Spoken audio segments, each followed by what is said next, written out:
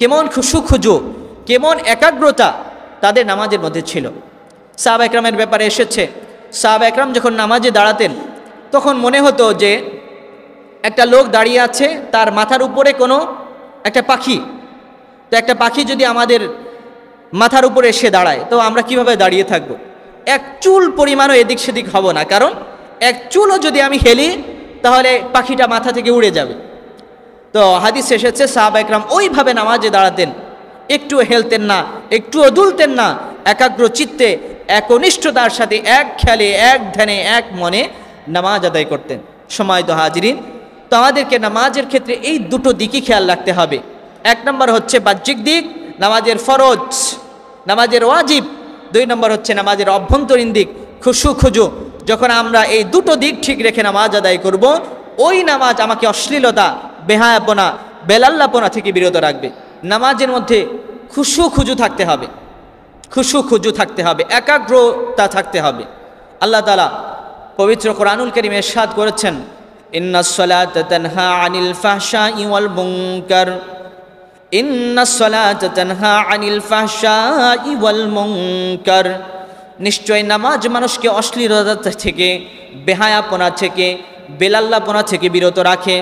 এখন আপনারা প্রশ্ন করতে পারেন, আমরা তো সমাজে দেখি অনেকেই নামাজ আদায় করছে, পাশাপাশি গুনাহ করছে, পাশাপাশি অন্যায় করছে, পাশাপাশি জুলুম করছে। তো এটা কেন? এটার কারণ হচ্ছে আমাদের নামাজ আল্লাহ তাআলা যেভাবে আদায় করতে বলেছেন সেইভাবে আমরা নামাজ না আদায় করার কারণে আমাদেরকে নামাজ দ্বারা যে উপকারটা হওয়ার কথা, গুনাহ থেকে বিরত আমার থাকার কথা, সেটা হচ্ছে না। তো এই জন্য নামাজ আদায় করতে হবে, আল্লাহ তাআলা যেভাবে আমাকে নামাজ আদায় করার হুকুম করেছেন সেইভাবে নামাজ আদায় করতে হবে।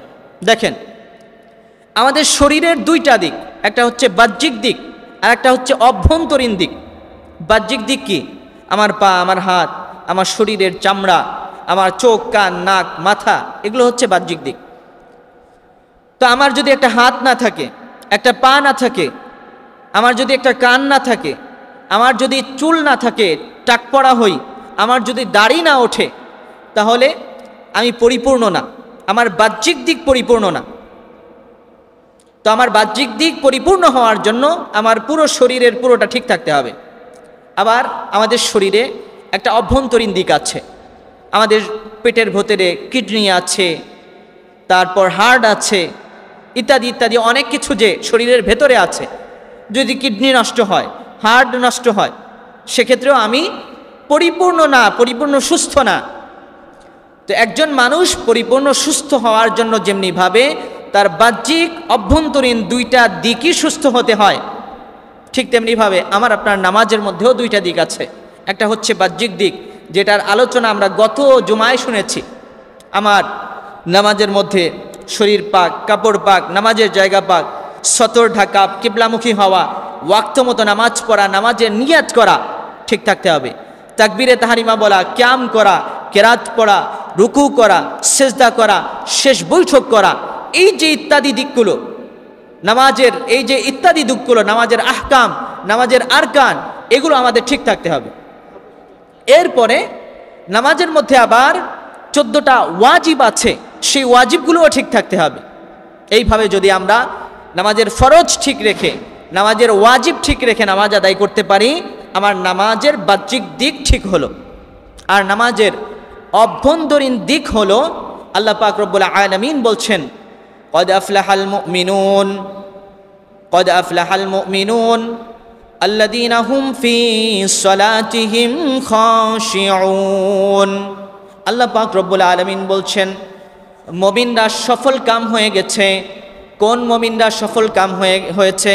রব্বুল আলামিন বলছেন, আল্লাযীনা হুম ফি সালাতিহিম খাশিউন, যারা খুশু খুজুর সাথে একাগ্র চিত্তে এক মনে এক ধ্যানে নামাজ আদায় করে, ওই সব মুমিনরা সফল কাম হয়ে গেছে।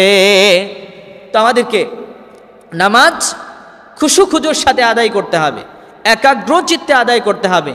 নামাজের মধ্যে দাঁড়িয়েছি, মনোযোগ চলে গেছে আর এক দিকে, নামাজের মধ্যে দাঁড়িয়েছি, মনোযোগ চলে গেছে আর এক দিকে, মনোযোগ নামাজের মধ্যে নাই। ছোট্ট একটা ঘটনা শোনাই। একবার বাজারের মধ্যে মসজিদ, তো মুসল্লিরা নামাজ পড়তে এসেছে। সেখানে সব মুসল্লিরা বলছে যে ইমাম সাহেবের নামাজ, আসরের নামাজ 4 রাকাতের 4 রাকাতই হয়েছে, কিন্তু একজন ব্যবসায়ী, একজন মুসল্লি, সে বলছে যে না, 4 রাকাত হয় নাই, নামাজ 3 রাকাত হয়েছে। তো এখন সব মুসল্লিরা তাকে জিজ্ঞেস করলো যে আমরা তো দেখলাম যে নামাজ 4 রাকাতই হয়েছে, শুধুমাত্র তুমি বলছো 3 রাকাত হয়েছে, তো তুমি কিভাবে বুঝলা নামাজ 3 রাকাত হয়েছে? তখন সে বলল যে দেখো, আমি শেষ বেলা হচ্ছে আসরের সময়, সকাল থেকে দোকান শুরু করি, শেষ বেলা আসরের সময় আমি 4 রাকাত নামাজে আমি 4টা দোকানের হিসাব মিলাই। তো আজকে আমার 3টা দোকানের হিসাব মিলেছে, 4র্থ নাম্বার দোকানের হিসাব মিলে নাই। তো প্রতিদিন কি আমার সঠিক হয়? আজকে আমার ভুল হবে? আজকে তো আমার 3টাই দোকানের হিসাব মিলল, 4র্থ দোকানের হিসাব তো আমার মিলল না। তো দেখেন তার দলিলটা কি? তার দলিলটা কি যে আমার 4টা দোকানের হিসাব আজকে মিলে নাই, 3টার মিলছে, এই জন্য নামাজ 4 রাকাত হয় নাই, 3 রাকাত হয়েছে। তো তার মনোযোগ কি নামাজের মধ্যে ছিল? তার মনোযোগ নামাজের মধ্যে ছিল? তো এই নামাজ দ্বারা ওই যে আল্লাহ তাআলা বলছেন ইন্নাস সালাতা তানহা আনিল ফাহশাই ওয়াল মুনকার, নিশ্চয় নামাজ মানুষকে অশ্লীলতা, বেহায়াপনা, বেলাল্লাপনা থেকে বিরত রাখে। এই নামাজ আমাকে অশ্লীলতা থেকে বিরত রাখবে না, এই নামাজ আমাকে অন্যায় থেকে বিরত রাখবে না, এই নামাজ আমাকে চোখের গুনাহ, জবানের গুনাহ থেকে বিরত রাখবে না। যখন আমার নামাজ, এই নামাজের অভ্যন্তরীণ দিক, বাহ্যিক দিক দুটোই ঠিক থাকবে, তখন ওই নামাজটা আমাকে অশ্লীলতা থেকে বিরত রাখবে, ওই নামাজটা আমাকে গুনাহ থেকে বিরত রাখবে। আল্লাহ তাআলা বলছেন ফাওয়াইলুল লিল মুসাল্লিন আল্লাযীনা হুম আন সালাতিহিম সাহুন, ধ্বংস ওই সব নামাজীদের জন্য যারা নামাজের ব্যাপারে গাফেল, নামাজ ঠিকই পড়ে কিন্তু নামাজের ব্যাপারে গাফেল, নামাজের দিকে মনোযোগ নাই, এক পায়ে ভর করে অন্যদিকে মনোযোগ দিয়ে হাত ছুটছে, এরপর কাপড় ধরে টানছে, এইভাবে নামাজ আদায় করে। ওই সব নামাজিরা নামাজ আদায় করছে কিন্তু ওই নামাজই তাদের জন্য ধ্বংস। হাদিসে এসেছে আল্লাহ রাসূল সাল্লাল্লাহু আলাইহি ওয়াসাল্লাম বলেন, কিয়ামতের দিনে অনেক নামাজির নামাজকে পুলটা বানিয়ে তার মুখের মধ্যে নিক্ষেপ করা হবে। নামাজকে পুলটা বানিয়ে এরপরে ওই নামাজকে তার মুখের মধ্যে নিক্ষেপ করা হবে যে তোর নামাজ তুই নে। কারণ হচ্ছে সে নামাজ যেভাবে আদায় করা উচিত, সে নামাজ যেভাবে আদায় করা দরকার, সেইভাবে সে নামাজ আদায় করছে না। তার নামাজের বাহ্যিক দিক ঠিক নাই, তার নামাজের অভ্যন্তরীণ দিক ঠিক নাই। এই জন্য সম্মানিত হাজিরিন, আমাদেরকে খুশু খুজুর সাথে নামাজ আদায় করতে হবে। এক বেদুইন সাহাবি, গ্রাম্য সাহাবি, তিনি মসজিদে এসেছেন নামাজ আদায় করতে। নামাজ হয়ে গেছে, আল্লাহ রাসূল সাল্লাল্লাহু আলাইহি ওয়াসাল্লাম এক পাশে বসে আছেন।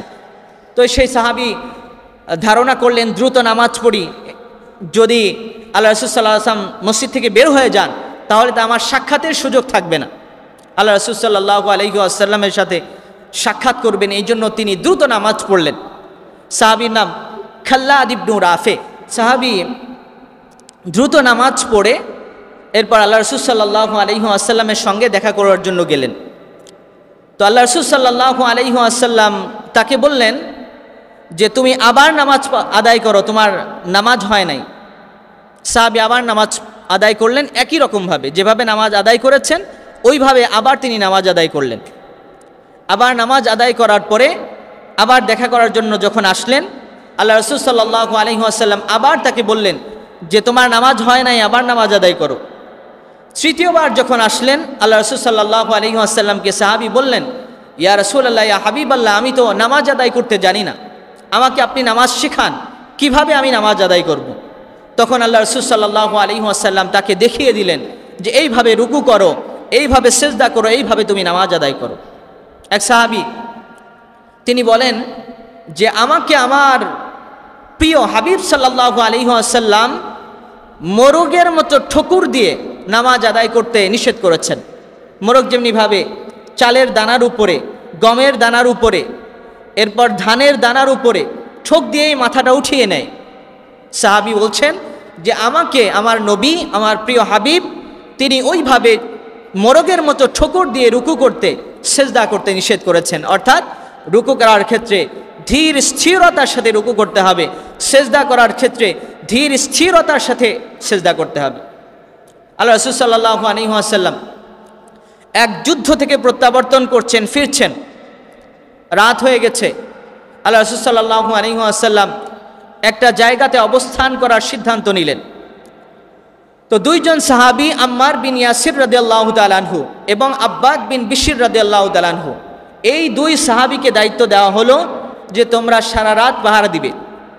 যদি কেউ পাহারায় না থাকে, সবাই ঘুমিয়ে থাকে, অতর্কিত শত্রুর আক্রমণ করে এরপর কাফেলাকে বড় ধরনের ক্ষতি করতে পারে।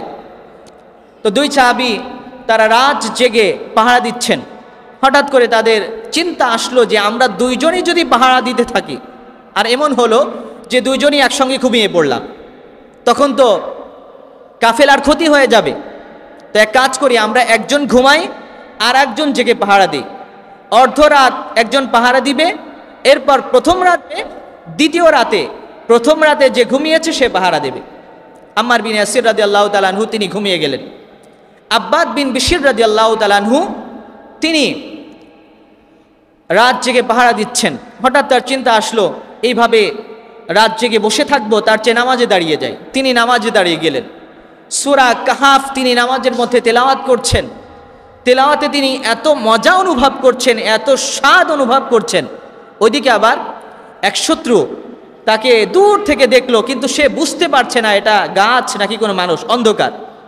সে একটা তীর নিক্ষেপ করলো, তীর লেগেছে আব্বাদ বিন বিশর রাদিয়াল্লাহু তাআলা আনহুর শরীরে, কিন্তু তার অনুভূতি শক্তি নাই নামাজের প্রতি, তার এত মনোযোগ তিনি টেরই পেলেন না। নামাজ আদায় করছেন, সূরা কাহাফ তেলাওয়াত করছেন।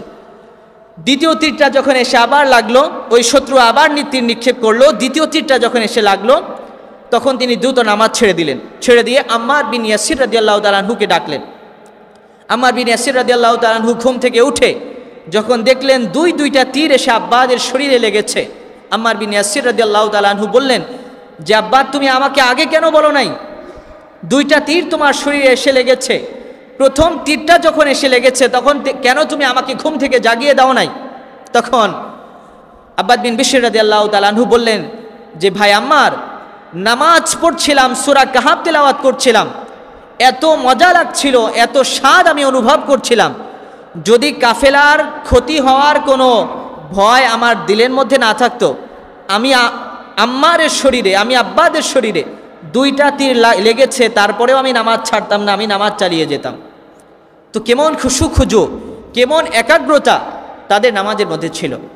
সাহাবা একরামের ব্যাপারে এসেছে, সাহাবা একরাম যখন নামাজে দাঁড়াতেন তখন মনে হতো যে একটা লোক দাঁড়িয়ে আছে, তার মাথার উপরে কোনো একটা পাখি।